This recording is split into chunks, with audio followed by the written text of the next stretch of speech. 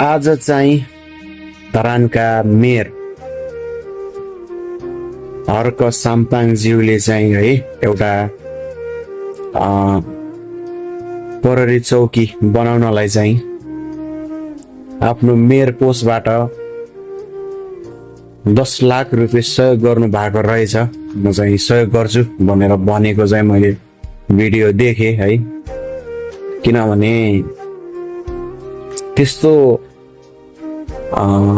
Mayor पाउनु भनेको साँच्चीकै एउटा हिसाबले चाहिँ लक्की नै हो क्या धरानको मान्छे चाहिँ है। अब एउटा मेयर भएर त्यस्तोसम्म आफै नै खटेर है त्यतिसम्मको मेहनत त खै सायद कसैले पनि गर्दैन क्या। अब के गर्ने, अरूको ठाउँको मेयरहरूलाई हेरेर भएन होइन। अब हाम्रो ठाउँको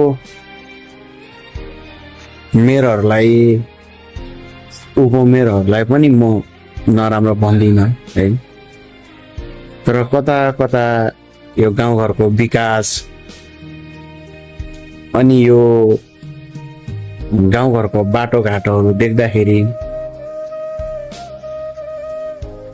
धेरै जस्तो जनताहरू चाहिँ है मुटुमाथि ढुङ्गा राखी हाँस्नु परेको छ जस्तो हुनु भएको छ कि जस्तो चाहिँ मलाई लाग्छ। र अब त्यही हो है। अब योभन्दा अरू कुनै विकल्पहरू पनि कुनै नयाँ तरिकाहरू पनि खासै देख्दैन हाम्रो गाउँठाउँमा। जति जोगी आए पनि कान नै खोलेको भन्ने एउटा बुढापाकाहरूले उखान टुक्का गर्थे होइन। त्यस्तै नै छ को माथि विश्वास गर्ने है। सबैले भन्ने त अब म यो गर्छु त्यो गर्छु यान ट्यान भन्ने हो। तर अब एउटा हिसाबले भने जस्तो गर्न पनि त सजिलो छैन। त्यसैले के भनौँ, अब 84 आए पनि त्यस्तै हो, 85 आए पनि त्यस्तै हो, 90 आए पनि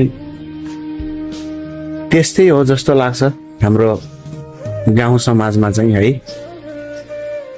धरानको जस्तो मेयर पाउन त गाह्रै छ हाम्रो गाउँठाउँमा।